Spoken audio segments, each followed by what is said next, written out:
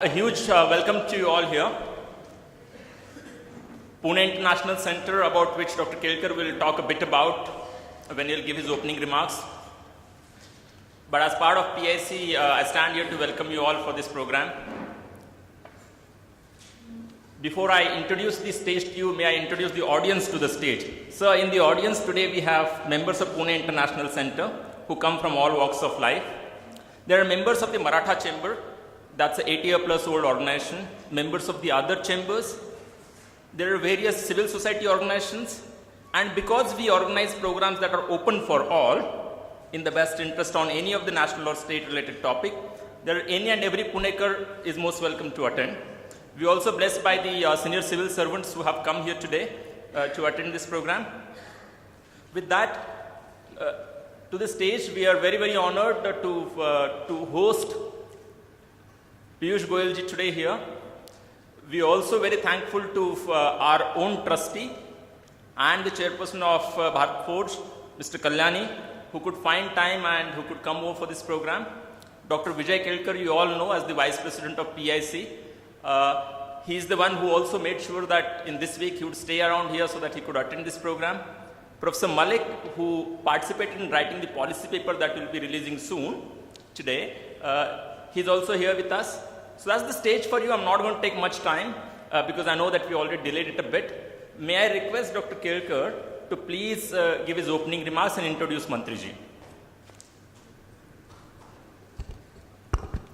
Shri Piyush Goyal, the Honorable Minister for Coal, Power and Renewable Source of Energy, Shri Baba Kalyani, the Chairman of today's meeting, our colleague Professor Amit Malik, Prashant Girmani, trustees of PIC, distinguished guests. I want to add my voice of welcome to our distinguished minister. I should mention that in spite of his efforts, and he was on time, is our traffic in Pune, which delayed his arrival here. So he wanted me to convey this, his sincere apologies for keeping you waiting, but I explained to him that Pune is, traffic is getting worse and worse, so people understand. I have a great pleasure of introducing our distinguished minister.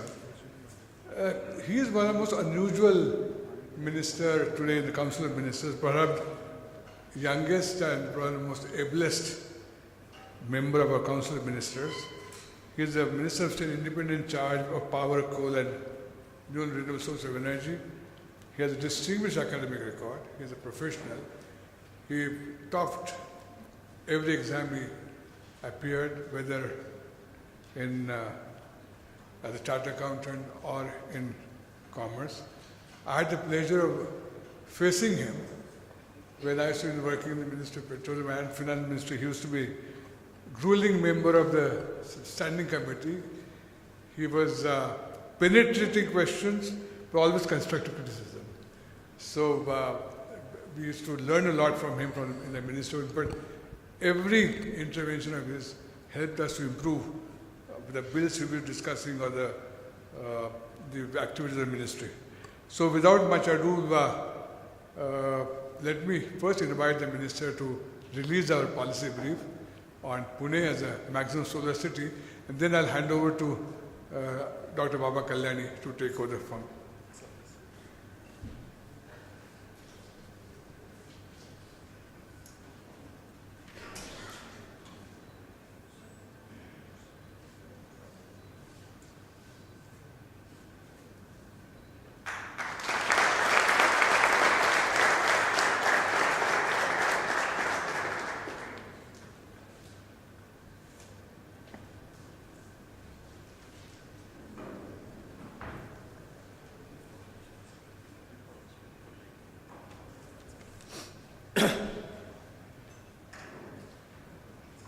My dear friend Piyush, Honorable Minister,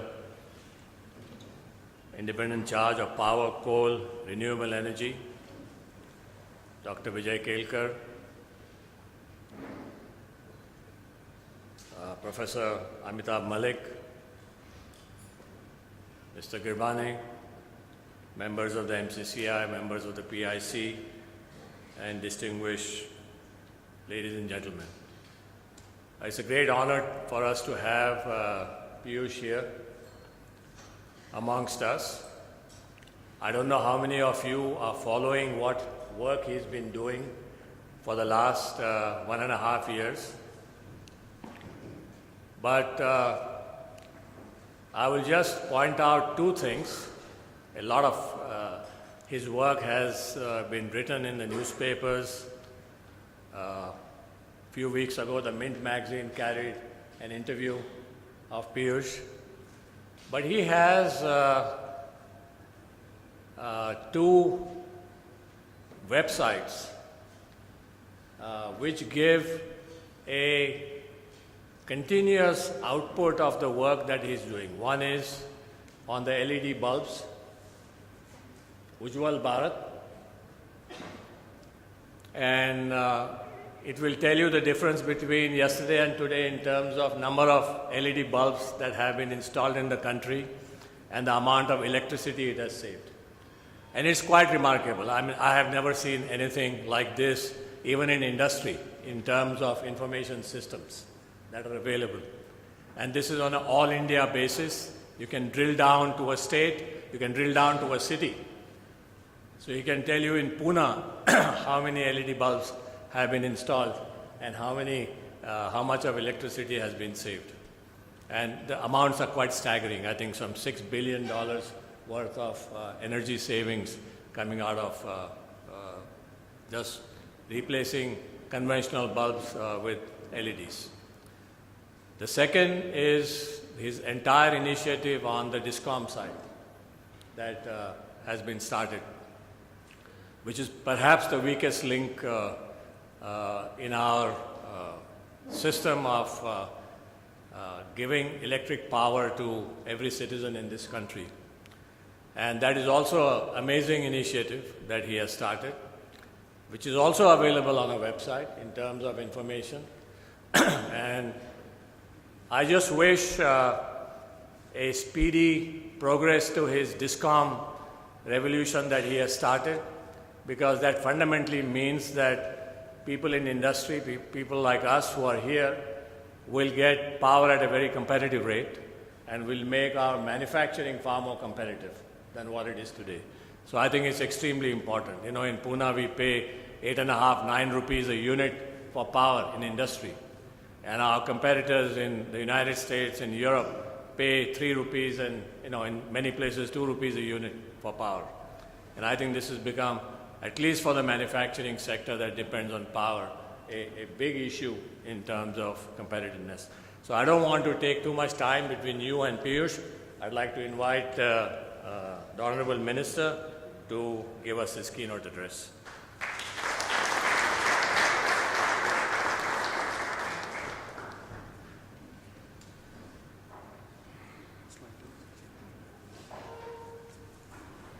Thank you very much, Baba.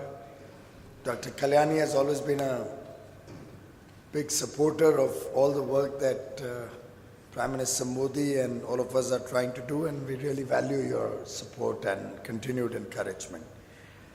Dr. Vijay Kelkar, of course, is a legend, and I've never had a chance to grill him. I've only had a chance to occasionally ask a humble question or two, sir. But truly, Dr. Kelkar,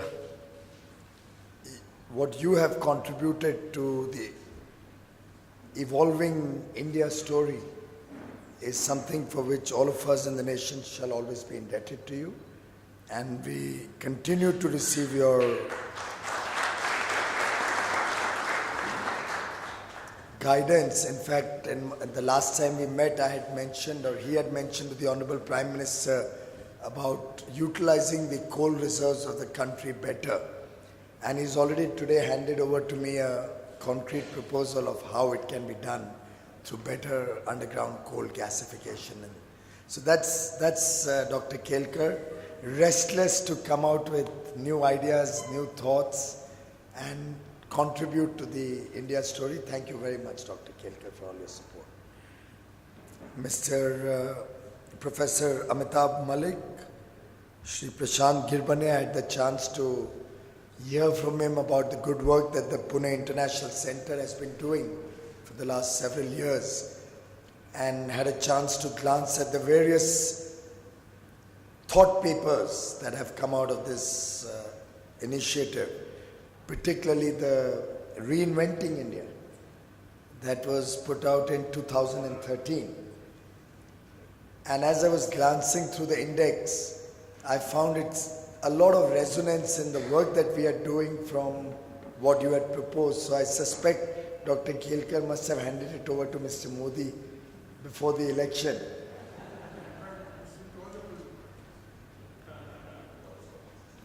But I'm glad that we think alike, and I'm glad that Punekars and the intelligent wealth of knowledge that Pune has, and not today, it's a traditional trait, I think for years and maybe centuries, Pune has been valued as a thought capital of the country and has come out with some of the most brilliant minds.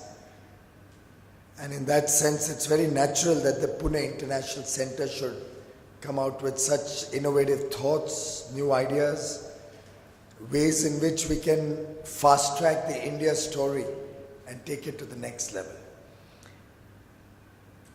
I was asked to discuss about the Global Solar Alliance this afternoon. But before I get there, I'd like to set the context in which we are looking at solar or renewable energy or clean energy. Of course, I was just looking at the figure since Baba just mentioned. The LED figure as we speak at 2:07 p.m. is 9,29,77,400. But incidentally, this is the figure starting 1st May 2015, and it's about 11 months and 10 days old. Rather 9 days old. I'm adding a day unnecessarily. And this is the figure of only one company, the EESL, the Energy Efficiency Services Limited. It's a Government of India company, a public sector undertaking, which all of us love to deride and berate and criticize. But it's a public sector company run on public sector salaries by a young team. The managing director chucked a World Bank job, which he had probably in Manila or somewhere, Bangkok or Manila somewhere, and he came back to India to serve the motherland. The team is no larger than probably 80 people. The company used to do 600,000 LED bulbs per year until 2013-14. It is currently doing 700,000 bulbs a day.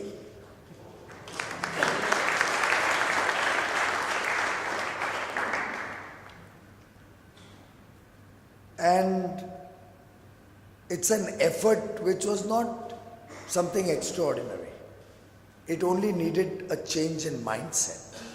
It only needed the ability to think positively, to think big, and be bold and confident in your ability to achieve some extraordinary results.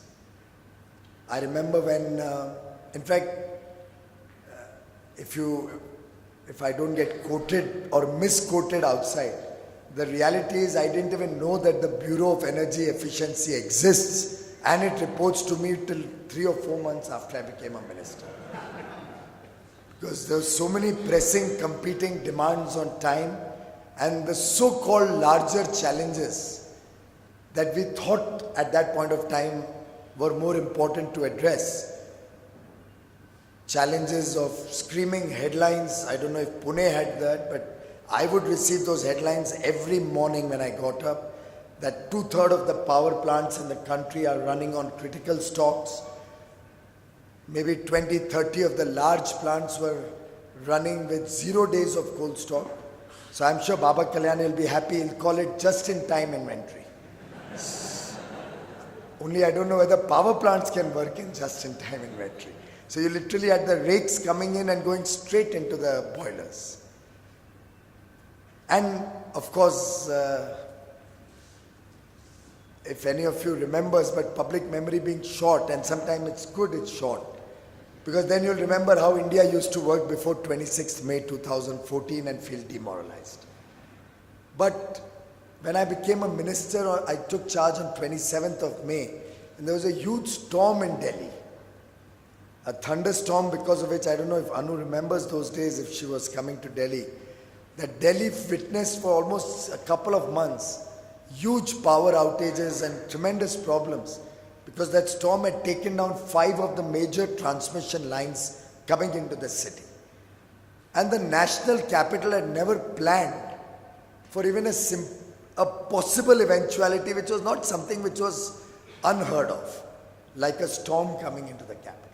So the systems were never created to address the kind of problems that one storm can have. And I remember those days I used to be on the streets of Delhi receiving calls at 3 o'clock and 4 o'clock in the night, particularly from journalist friends, about power going off in their locality, the center distribution office or the complaint office not even picking up the phone. And a lot of articles at that time were written about baptism by fire. And in that sense, the first 2-3 months I was struggling to understand this sector. And it's in one of those meetings that it was brought to my notice that a cabinet note was put up to me for approval to be put to the cabinet. And knowing full well the amount of detail that Prime Minister Modi goes into every paper that comes before the cabinet or for his consideration, I like to be prepared and read what's in the cabinet note. And I said, what is this? What am I supposed to do about this? There was this Perform, Achieve and Trade program, which you may be aware of. There was this LED bulbs program talking about some 1 million or 2 million LED bulbs to be given out on a subsidy basis. A program in the future where they'll give out 50,000 or 1 lakh solar street lights. Petty targets put up to me.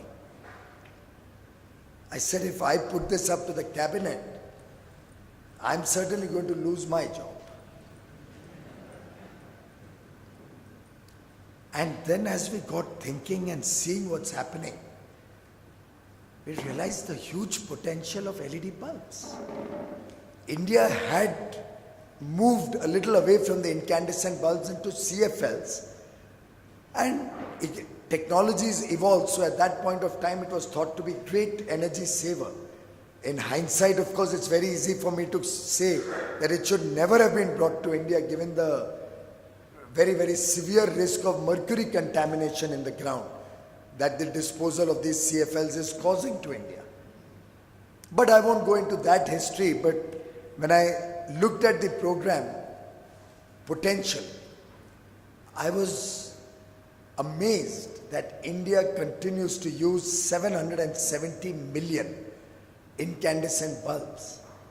And if all of them were to be replaced by LEDs, the country would save 100 billion units of electricity, or in our Indian context, 10,000 crore units of electricity annually, thereby bringing down consumers' bills by about 40,000 crores at an aggregate. In addition, saving the country from 22,000 megawatts of additional capacity requirement in the peak hours, since bulbs or lighting is usually in the peak hours. And to top it all, reducing carbon dioxide emissions by 60 million tons per year. For those of you who are concerned citizens worried about the environment, 60 million tons of air from a single program is a huge potential.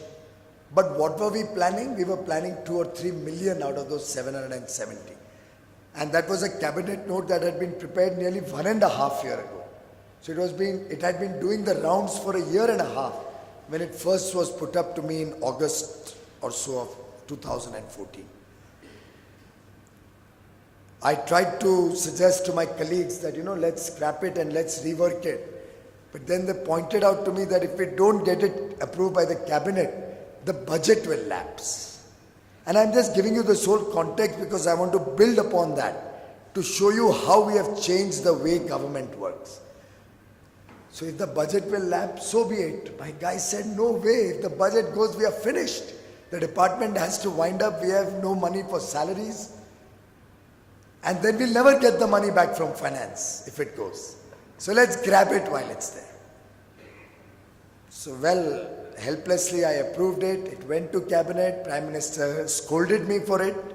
He asked me 3 or 4 embarrassing questions till I had to say, sir, I'll come back with a modified story a few months later, but at this moment, let's approve this.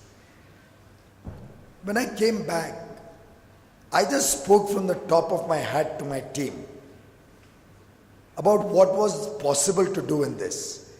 And they pointed out, and I don't know if any of you has been buying LED bulbs earlier. You may recall that these bulbs about 3 years ago were about $2,000 each, if you went for a good quality Philips or something. Because I know, because my wife curses me every time I talk about LEDs. She had bought LED bulbs at 2,200 rupees a piece for my home in Mumbai. And she curses me for not being able to benefit from the price reduction we've been able to get. At that point of time, February 2014 was the last time EESL had purchased these bulbs. 7-watt bulbs at 310 rupees a piece, and with the interest, all the taxes loaded on it, interest for giving it out on deferred payment, they were giving it out for some, it cost some $500 effectively to them, and they would give some subsidy on it and give the bulbs out in this small number. That purchase was 600,000 bulbs in the whole of 13-14. When I talked to my team, I said, look, at this price point, it can never work in India. The poor of India are not going to be able to shell out 500 rupees, or even if you subsidize it, any amount of money close to that to replace the bulb. So it's going to always be a non-starter. Can we plan that 770 million bulbs have to be replaced in the next 4 years?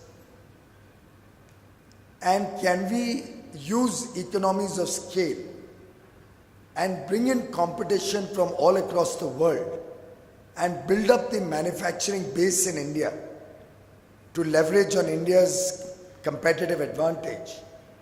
And I need to see a double-digit price on this. Actually, they didn't even understand what I was trying to say when I said double-digit price. It took me a lot of painful effort to explain by double-digit I mean below 100 rupees. Because they could not imagine. They thought I must be a real rookie idiot coming out from Mr. Modi's party who says that 310 rupees has to be brought down to 99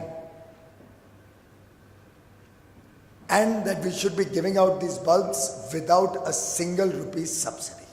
It should be made an economically viable proposal, because as long as we remain dependent on subsidies, we'll never be able to scale it up to the level that we want. Then we had a series of discussions with all the manufacturers, suppliers, technology experts, international companies. I personally would sit into those discussions and articulated this concept of 99 and got it drilled into everybody's heads that this is going to happen. We are going to get 99 and we are going to do 770 million. And I'm delighted to share with you that prices kept falling. The whole process was absolutely transparent. In fact, we didn't reduce the technical specs by even an iota. We made it even better. The technical specs were further improved. The qualifying criteria to bid in our process are electronically operated reverse bidding. I think by the time I finish my term, the whole government of India will hate me for having brought reverse bidding and e-auctions into everything that I do. But that process was so useful that between February 2015, when I first floated the first purchase contract through the electronic platform in a most transparent manner, until the last bid for 50 million bulbs in March of 2016, the price, ladies and gentlemen, has fallen from 310 for a 7-watt bulb to 54 rupees and 90 paisa for a 9-watt. It's a reduction of about 83-84% only. And who are these suppliers? The suppliers are Philips, Osram, Crompton Greaves, Surya, amongst other companies. All AAA companies who fit into very, very exacting standards and qualifying criteria, who give us a product which has 3 years of warranty, but all our tests, we do that 6,000-hour tests or whatever is called for, which gives us the confidence that they'll work between 7 and 10 years in the normal course. They are able to withstand the huge voltage fluctuations by and large in most parts of the country, and are given out without a single rupee subsidy. The last price, we used to give it out for about 100 rupees, brought it down to about 88, and yesterday in Varanasi, after the successful 54.90, earlier it was about 63 something, the previous contract, I have announced that we are further bringing it down to 80 rupees a bulb. 80 rupees a bulb, people can pay 10 rupees upfront and pay the balance 70 rupees in 7 monthly installments of 10 rupees each. The savings, even for the most common ordinary consumer of power, pay for this bulb in between 3 and 4 or sometimes 5 months. And then the rest of the benefit is the consumers. And why I have stressed upon this whole story is to reflect that every unit of energy saved is going to actually not only save 1.3 times of generation of power, and actually when I say 100 billion units, I don't even assume that 20% or 25% of losses. So probably effectively it saves 130 billion units. But look at the impact on the environment. So energy efficiency and clean and green and renewable energy, both of these will be the defining features of India's contribution as a responsible global citizen to the world in the years to come. And I'd like to assure each one of you that the INDCs, the intended nationally determined contributions that India has put forth at Paris, the leadership role that Prime Minister Modi played through the negotiations in Paris, and for all the Punekars, actually it's a matter of pride that Prakash Javadekar was the chief negotiator who brought so much glory to India through his very, very tough yet soft exterior. Tough negotiation yet soft exterior. The smiling Javadekar that I think all of you know, that he was able to negotiate and protect India's interests so beautifully. And each one of those targets for us, even though they are not a commitment in legal terms, it's a moral assurance we are giving to the world and to the people of India, because the environment clearly impacts not necessarily only the developed world, but every part of the country. We can't afford to let climate change get any worse. And despite the reality that India's own contribution to this problem is very small, supporting 17% of the world's population, we have only contributed some 2.5% of these greenhouse gases.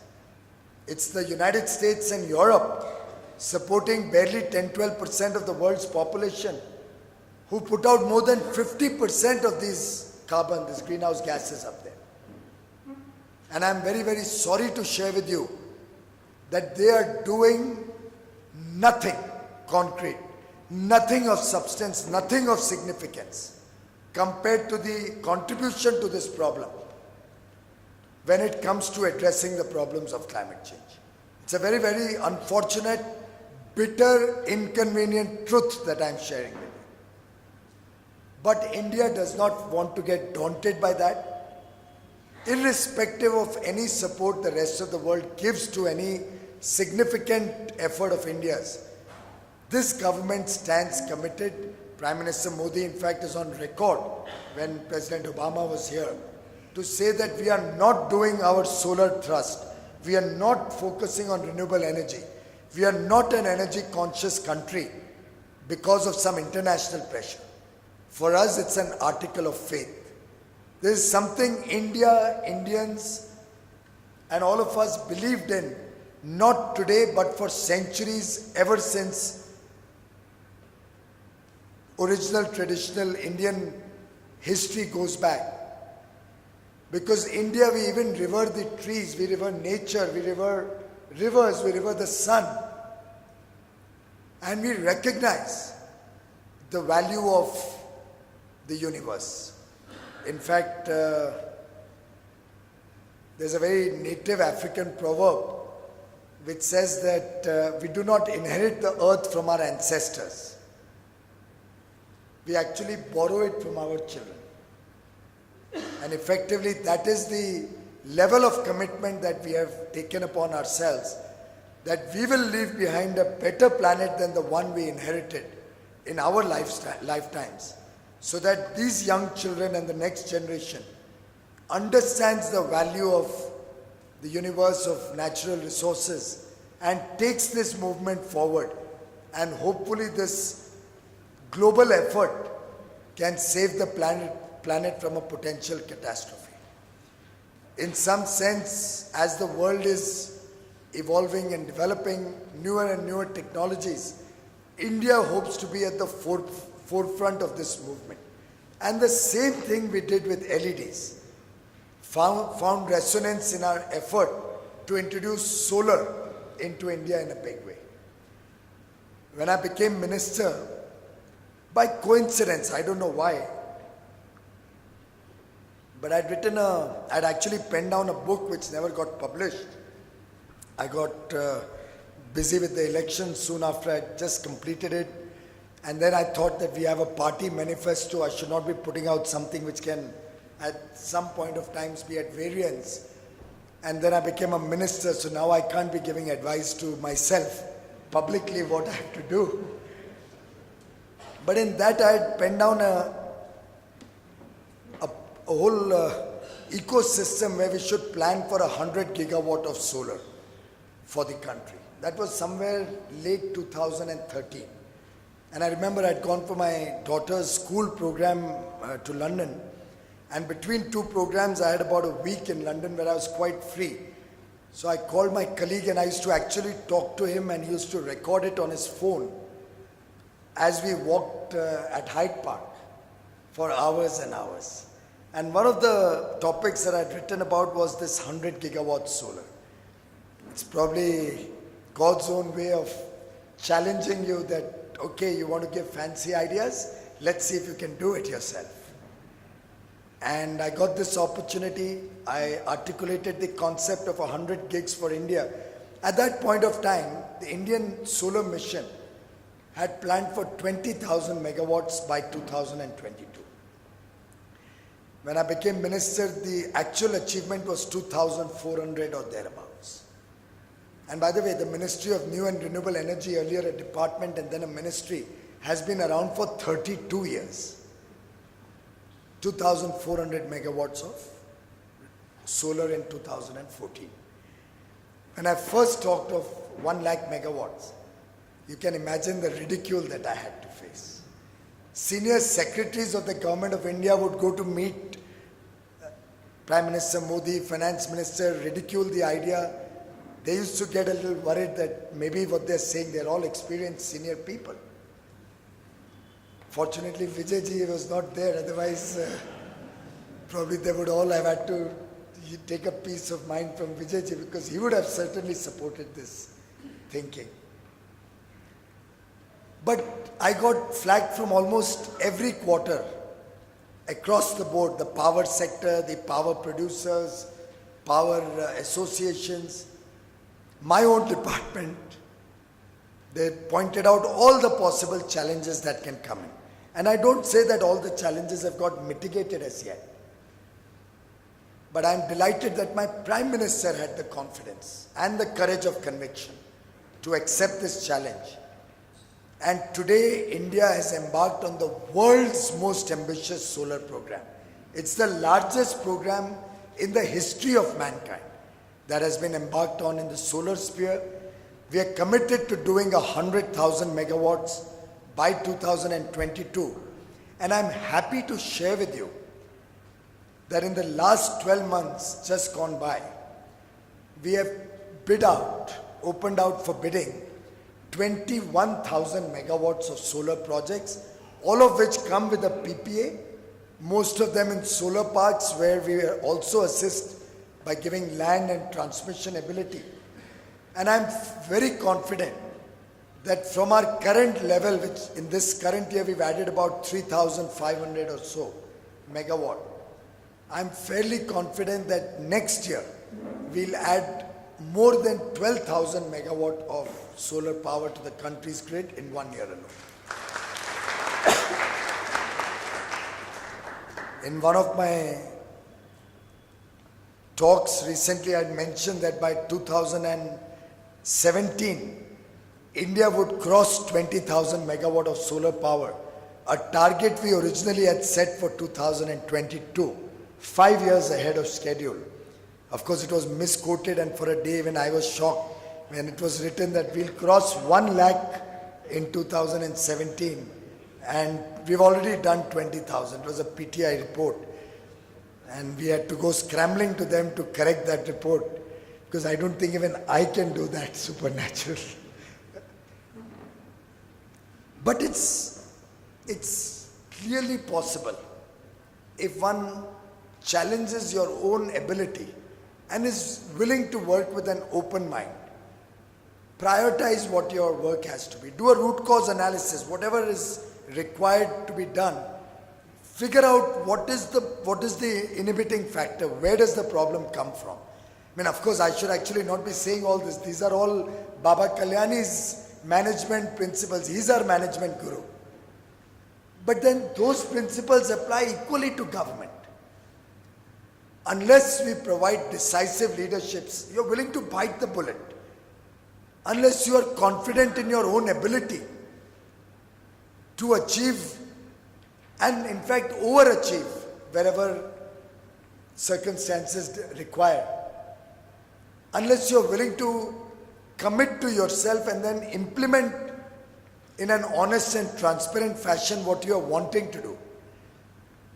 If you're willing to be held accountable for what you are working and tell the people of India to monitor your performance. After all, these apps, Baba, are not for any joy or to show off that I've achieved 9 crores. It is to tell the people that I had told my department I want to do 10 crores. We only achieved 9 crores in this year just gone by. So I want all of us to be on our toes. When I say that India will produce 1 billion tons of coal by 2020, I may be ridiculed by my former power minister on the floor of the house and be told that you must be cuckoo to be thinking of Coal India growing at 10%.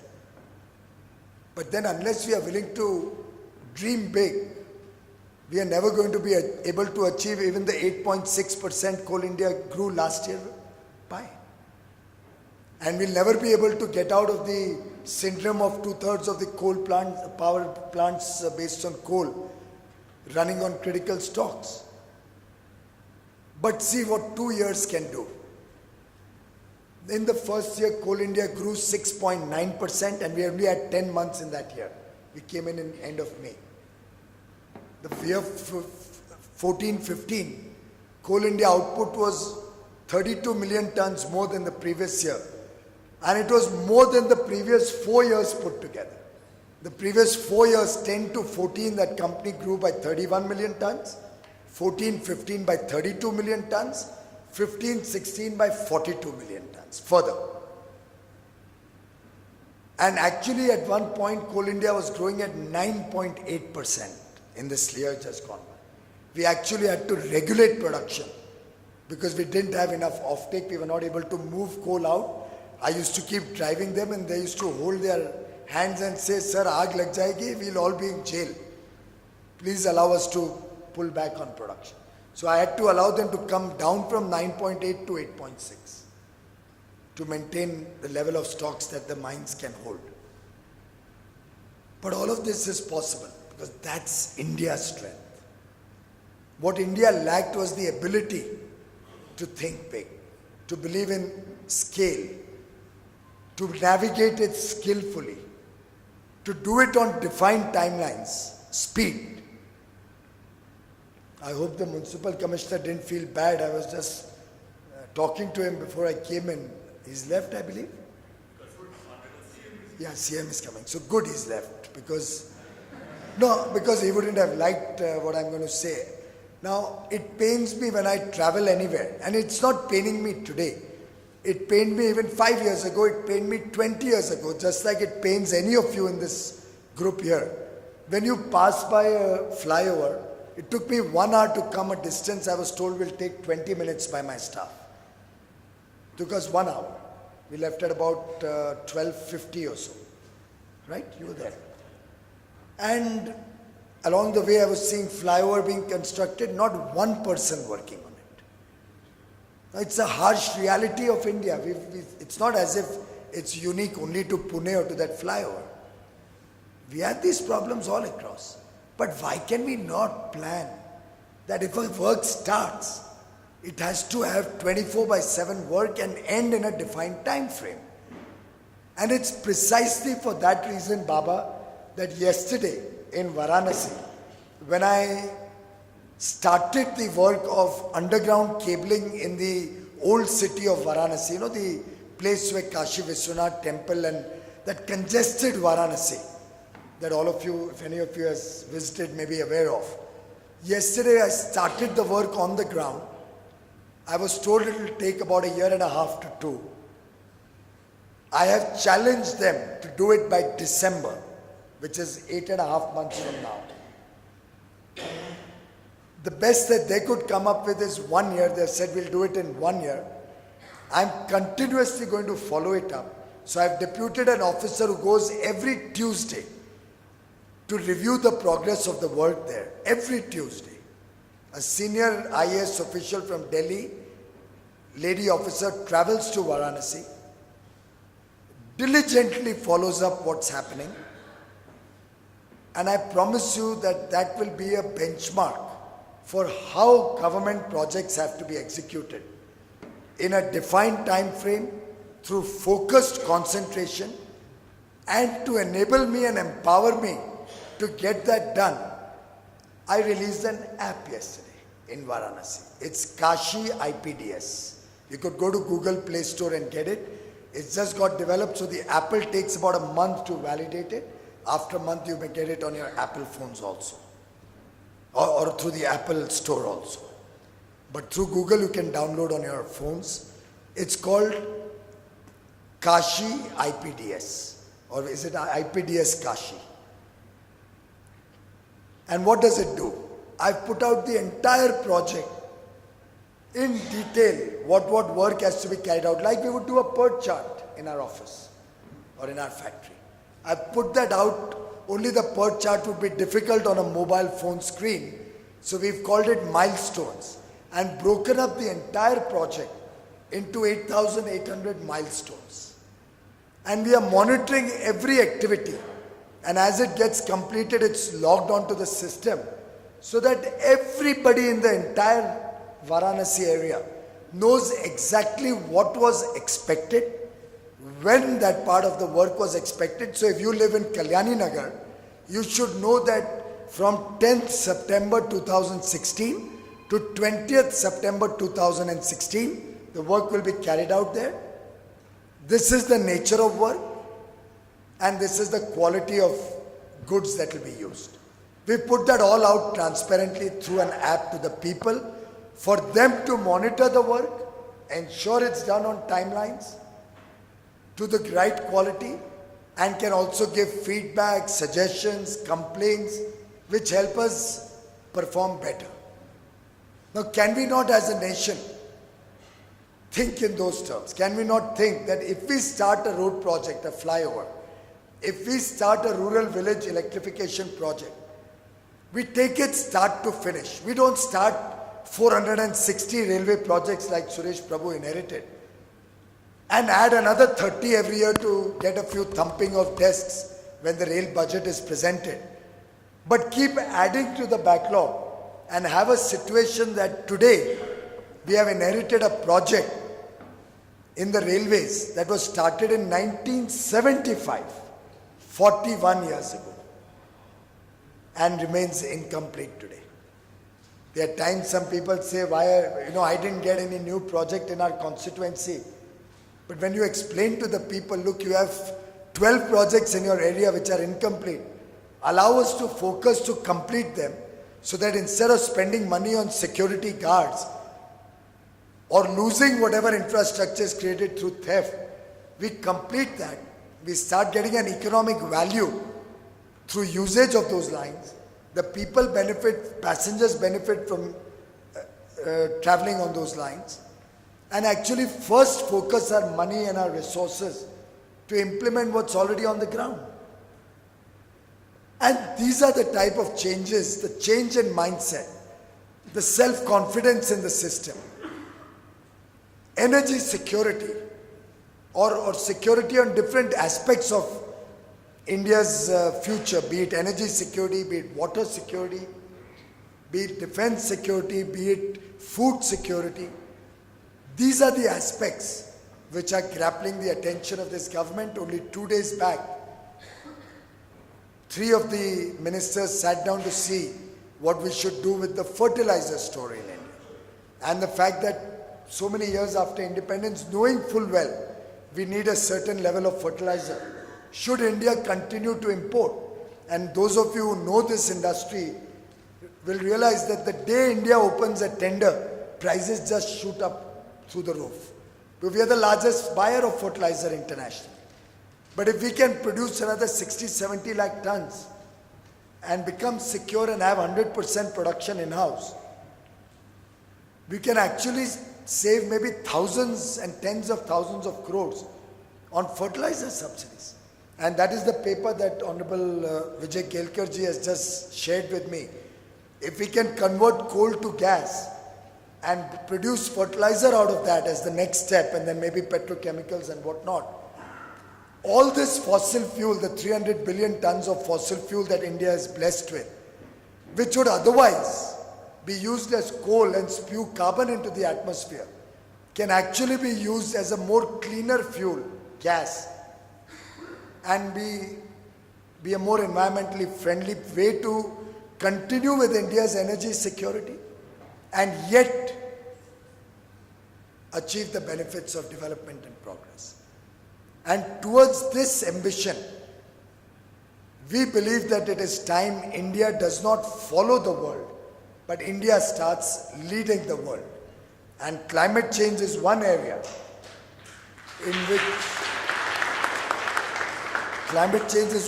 in which India will lead the world. We will show the world the path forward.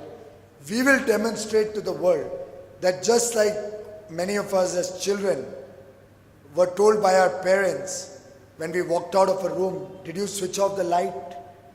Did you switch off the fan? Don't waste food in your plate.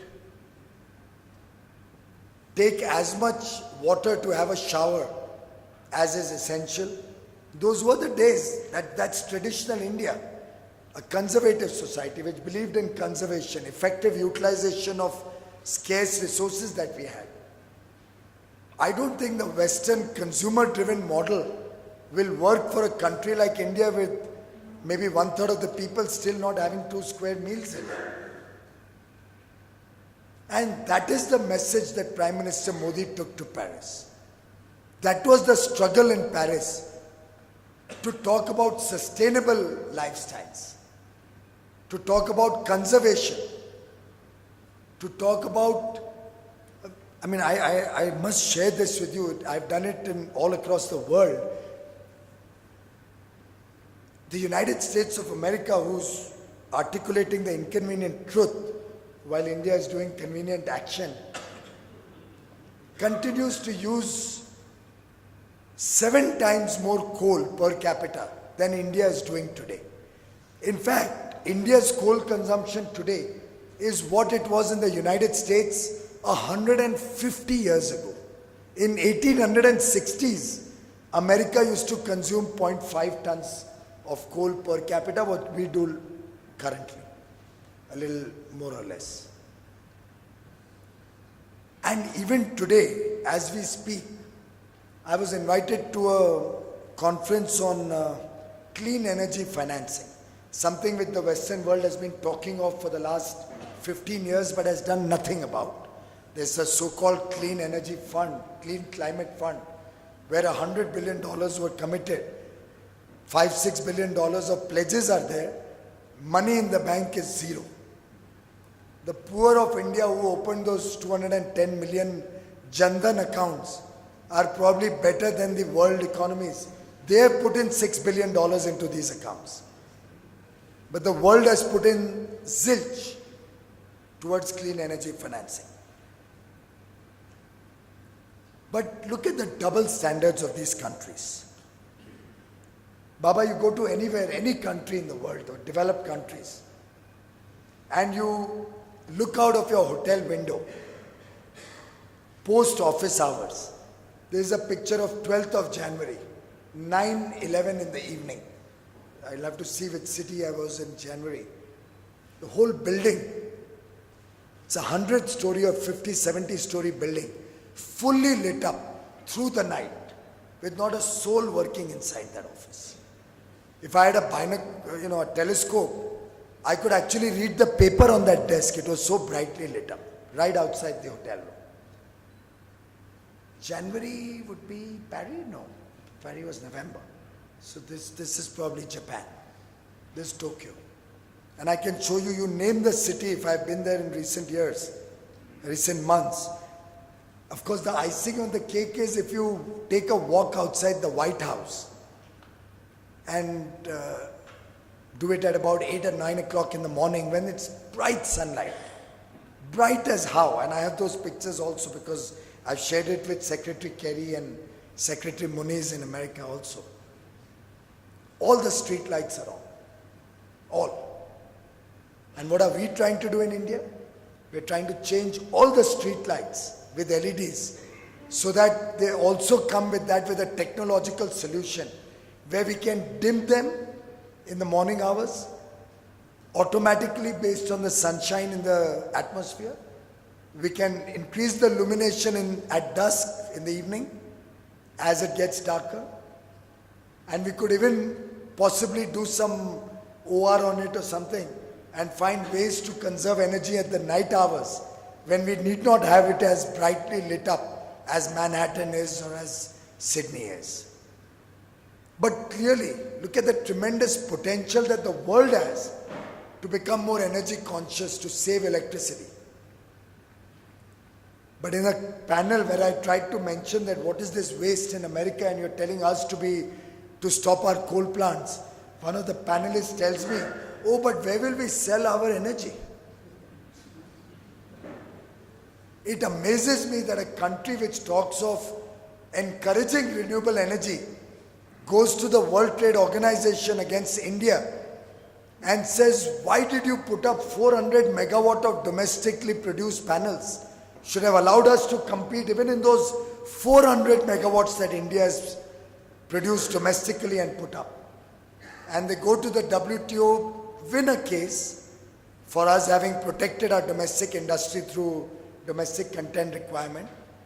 Tom about it, that is their contribution to encouraging renewable energy in the world. I am totally lost how by stopping and stalling India's growth and progress.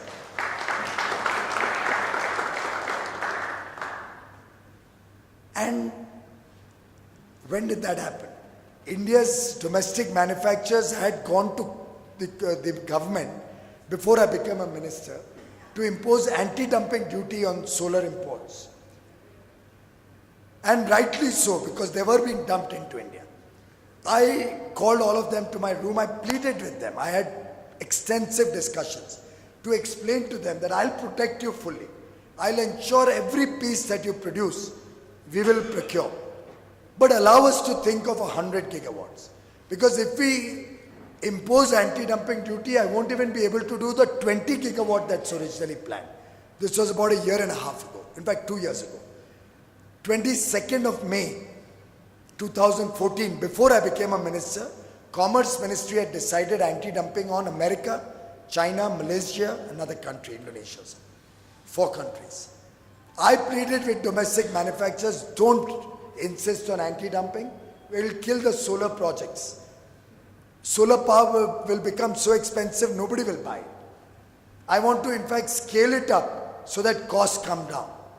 And I'm delighted and I'm obliged and I'm proud of our domestic manufacturers who withdrew one case. Having won the case, they withdrew their application on 7th August for anti-dumping duty. On 22nd August, within the 90 days that we have to impose it, June, July, August, right? 22nd August, I actually flew from Mumbai. Finance Minister, Commerce Minister was sitting at midnight at North Block. And we sat down and I showed them the letter and the agreement with the domestic manufacturers. No agreement, no legal agreement, nothing, all verbal discussions. That's the trust they had in Prime Minister Modi's government, that they withdrew anti-dumping. And thanks to that, today, not only are we confident of achieving 1 lakh megawatts, not only have we bid out 21,000 megawatts last year, we are well on path to achieve our targets. We'll continue to support every domestic manufacturer and use every piece of equipment they make, and have been able to do all this at 40% lower prices than what was being procured a year and a half ago, to the extent that today at 4.5, 5 rupees per unit of electricity, in many cases solar power has become cheaper than fossil power.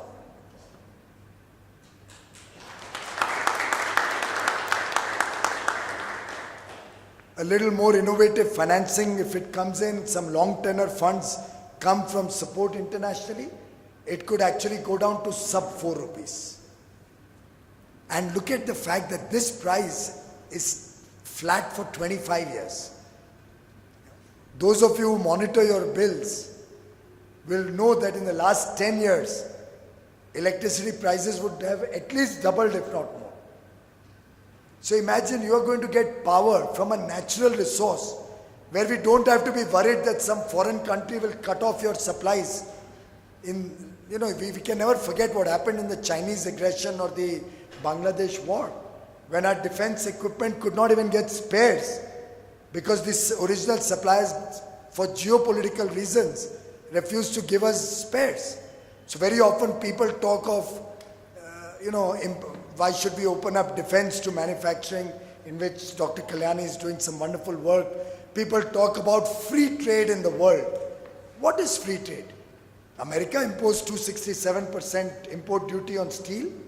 Why should we not protect Kalyani steels? America has the right to protect their domestic industry. But the underdeveloped countries, emerging economies should not.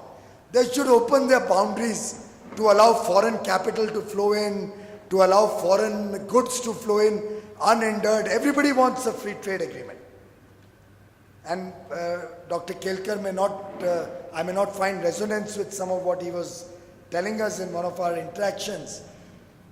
But this complete opening up should be a two-way traffic.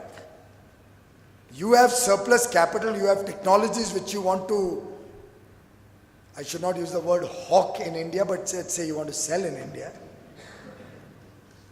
But then we have human capital, we have people, we have skilled manpower. Then there should be a two-way trade. You bring in your investable surplus to India, I will take my investable surplus to your country. Let's have a fair two-way trade. My capital, human capital, is what I have in abundance. You may have investment. So let's have a fair deal both ways. And I've been receiving calls we did try to come to a settlement with the United States and almost reached one, in fact finalized one, and I was in Japan probably or Australia, I don't remember, Australia maybe. Australia, when the last day was there for them to announce the panel findings. And even on that day at midnight we were talking to the USTR and we had finalized everything that okay, we'll settle that in the future how we'll protect our domestic industry in a fair manner, WTO compliant manner, and then they throw a bombshell.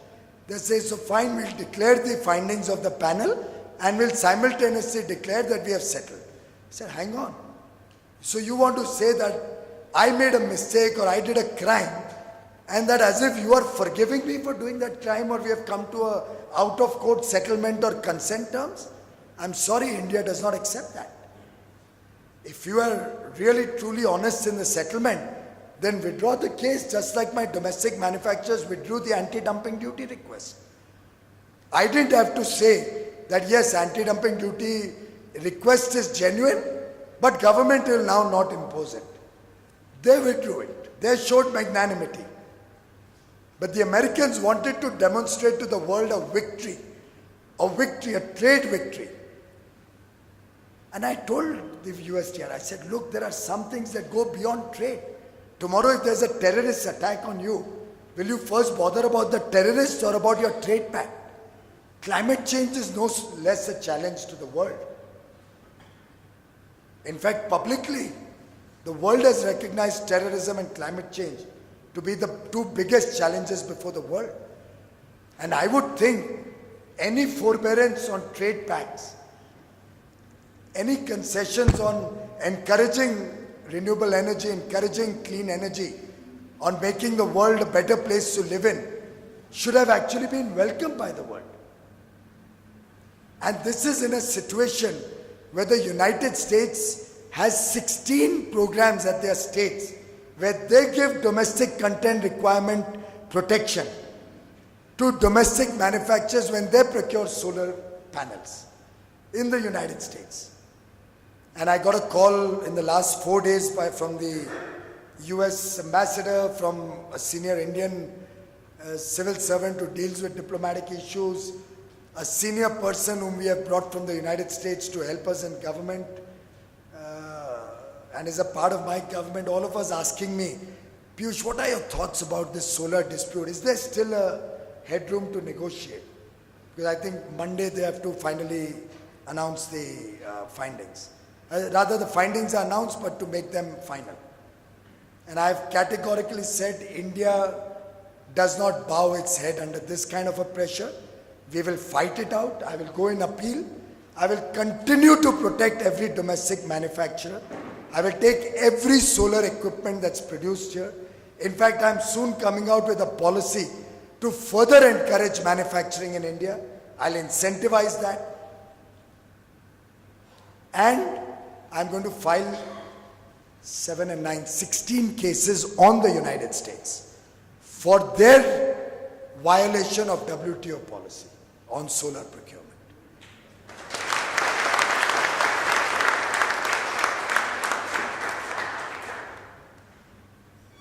Our global solar alliance, the International Solar Alliance, which possibly you wanted me to talk about originally,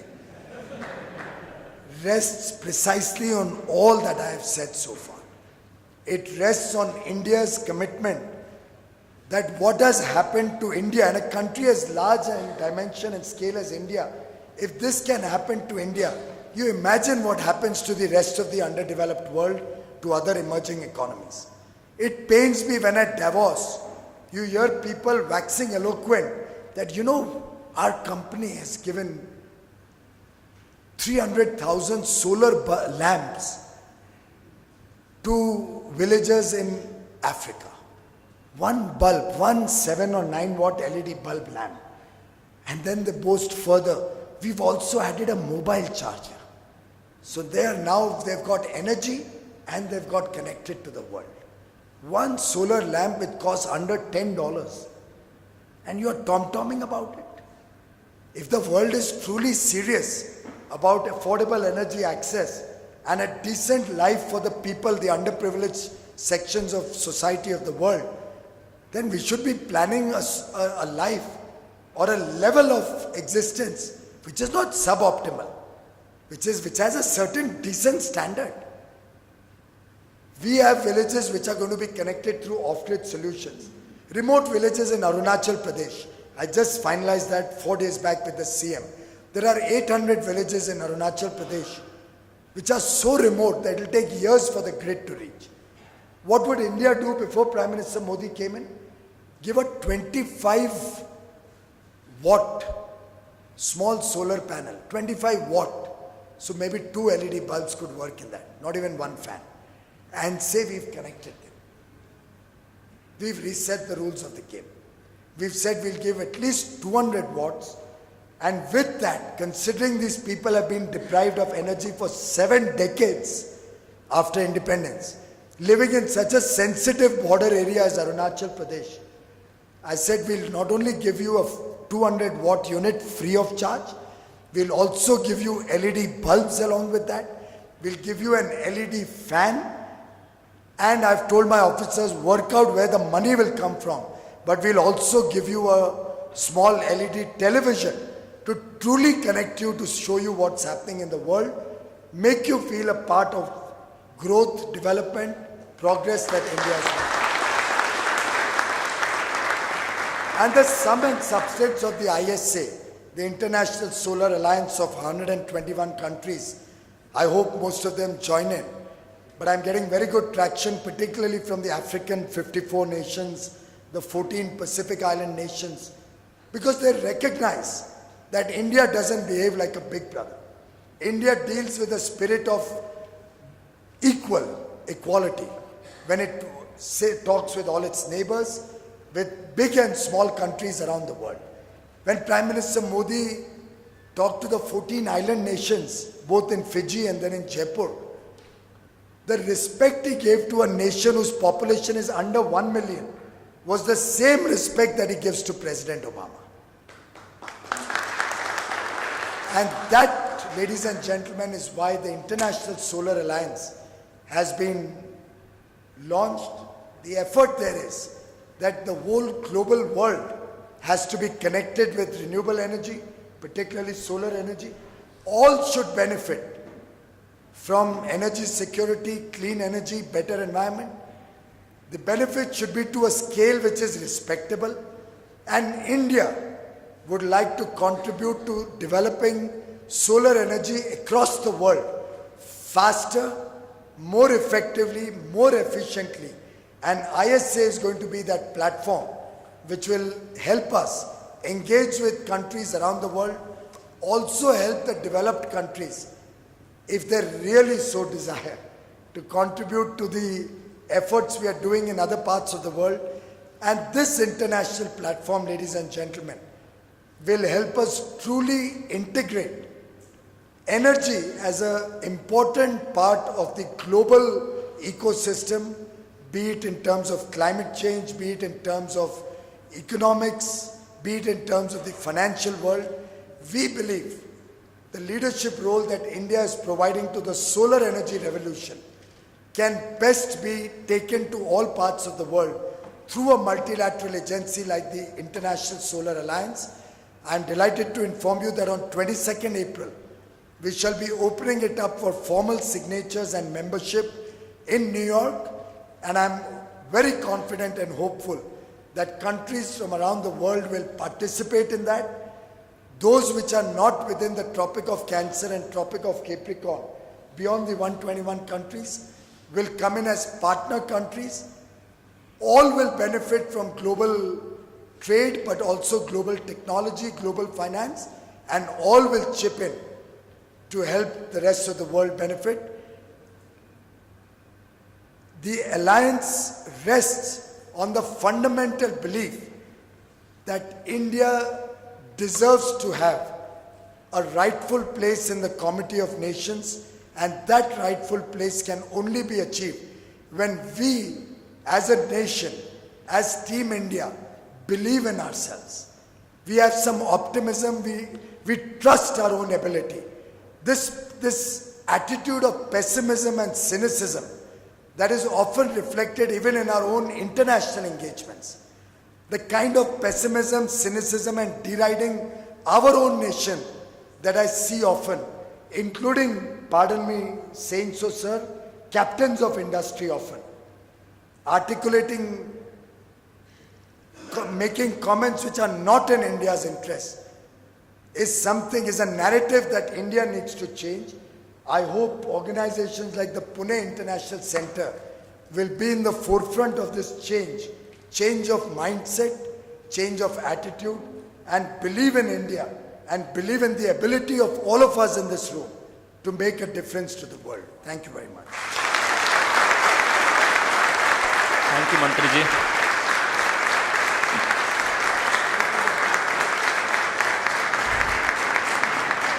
Wow. I think I'll still give that minute for the standing ovation.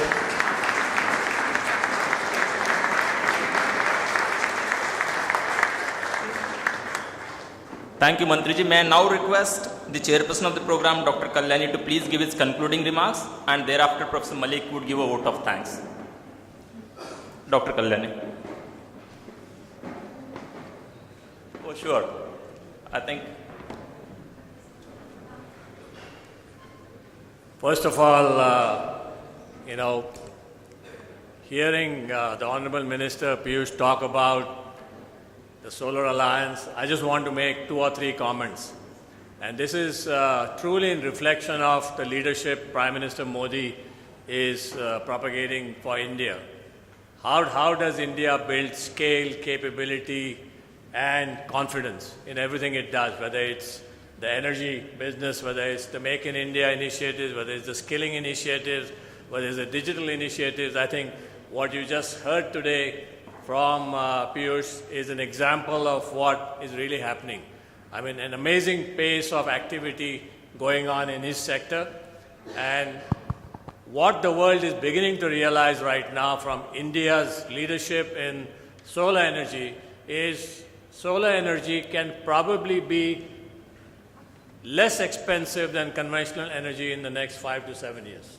And I think, India's initiative in solar is probably going to change the direction of world energy politics. Piyush has agreed to take a few questions, maybe 2 questions. So if any of you would like to ask a question, please direct it. State your name and... Yes, my name is Marshal Bhushan Gokhale. I have a question indirectly connected to energy sector. It's about water. The Maharashtra is facing a lot of water shortage and it's part of the energy. It's also required for industry. Why are we not concentrating or giving subsidies or whatever else you call it to desalination water? We have 7,500 kilometers of coastline. I think we can use the desalination, use solar energy to desalinate, and possibly come to a greener country like what Dubai or Oman or anybody else is doing. Thank you.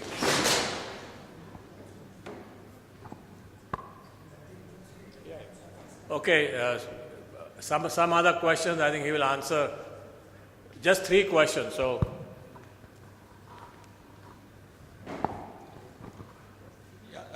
thanks for the excellent lecture.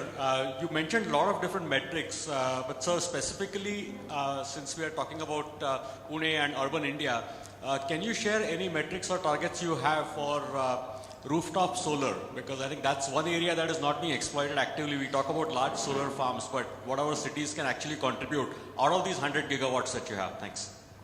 at the back there, please. My name is Atul Kherde. I would like to congratulate you for moving from the symbolic to the substantial in terms of energy delivery to various people. My question is regarding, there was a book some time ago about the ecological footprint, and right now we are battling with the same thing. The West has an ecological, if you look at the entire ecology of the earth as 100%, then India is consuming something like 3-4% of that, and the West is consuming something like more than 50%. US itself had a footprint. Can you limit your question to a precise question instead of a long Yeah. Sorry. So the question is that the West is saying that we got here first and so we have done all the damage. And how do we offset this balance in our favor? Like we get a fair share of whatever we deserve in the world, not to encroach on others, but to protect our own interests. Thank you.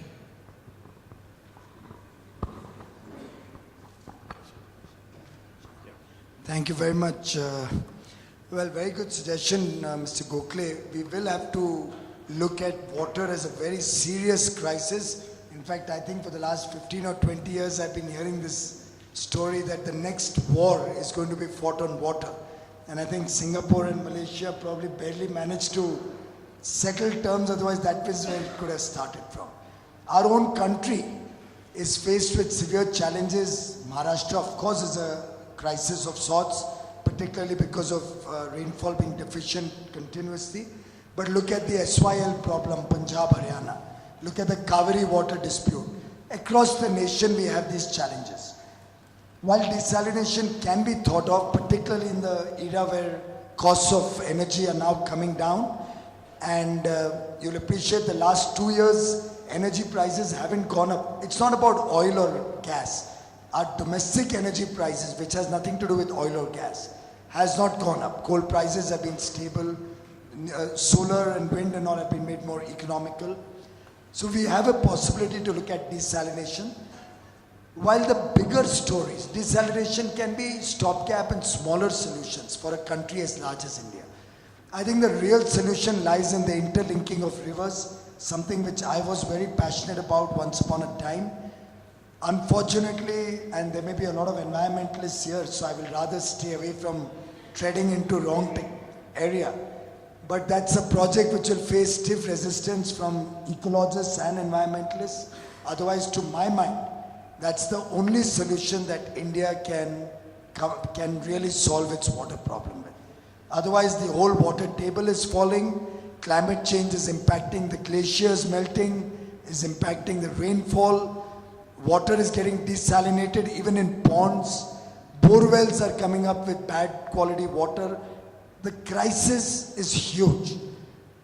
I think it's time that there was some balance between environmental concerns and developmental imperatives. What the gentleman rightly said, these concerns are being imported from the United States and Europe by very highly educated and concerned environmentalists and intellectuals.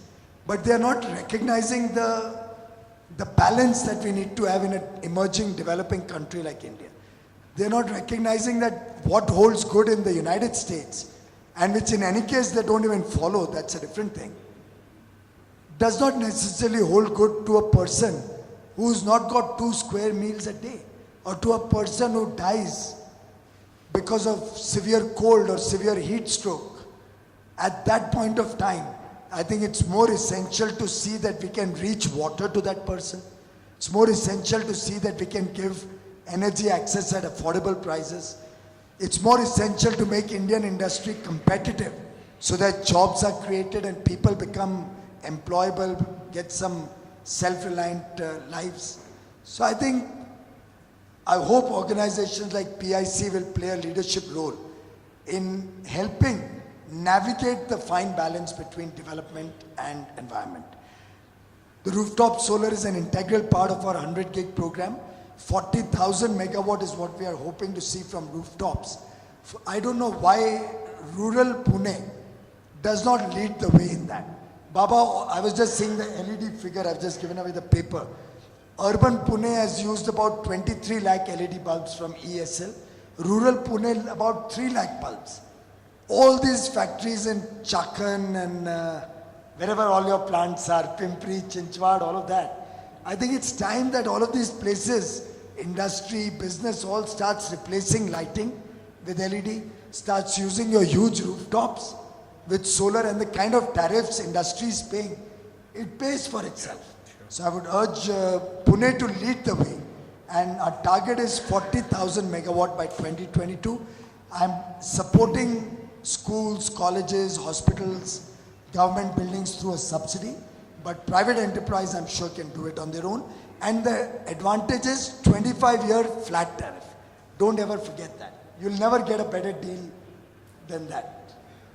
And we are willing to fund it through REC PFC at very attractive rates. So, of course, Baba Kalyani will get even better than that when he goes in the market.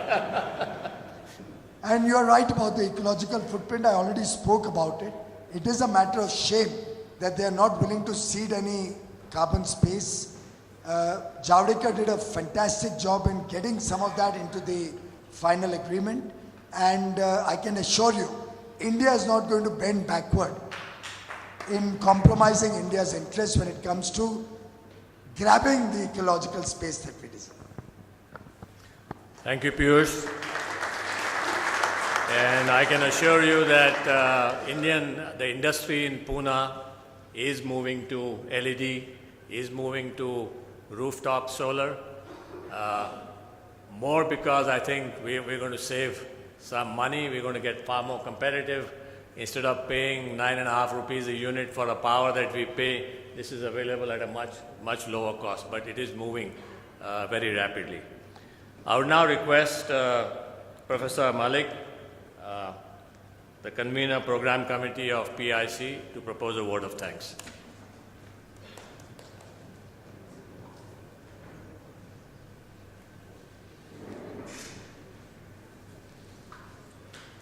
Friends, we have had a fantastic talk on the evolution of the energy in so many ways.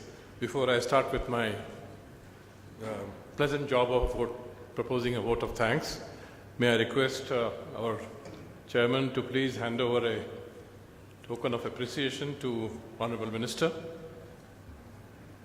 Dr. Kalyani, sir.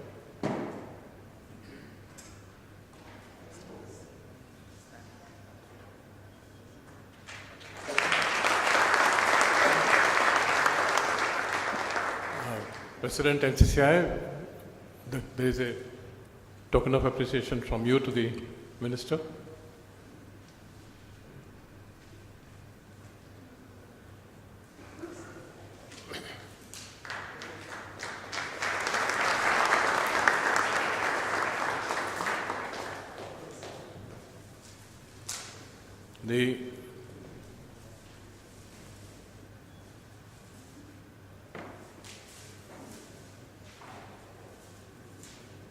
This is a book on Pune, very appropriately, to remind you of our visit.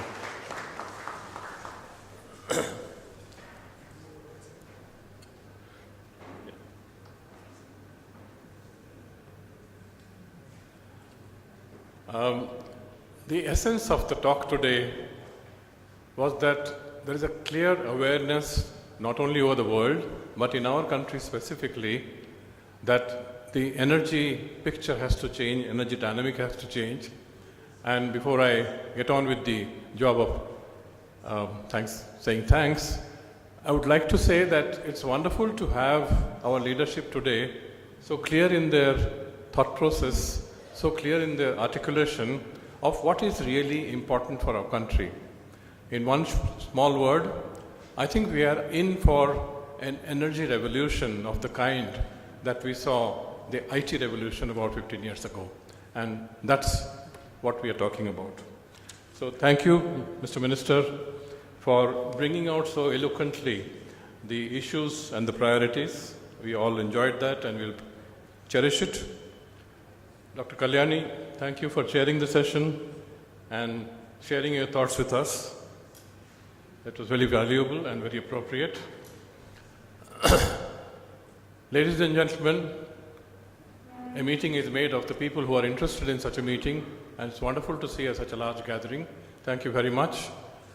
We must thank, of course, the backroom team of the PIC that makes things happen so smoothly and beautifully. And overall, let's pray on a day like this that the kind of pride and the faith that we talked about kind of stays with us and the PIC is able to carry it through in the future. Thank you very much. There are plenty of copies of this little booklet that we released today. Please feel free to pick it up on your way out.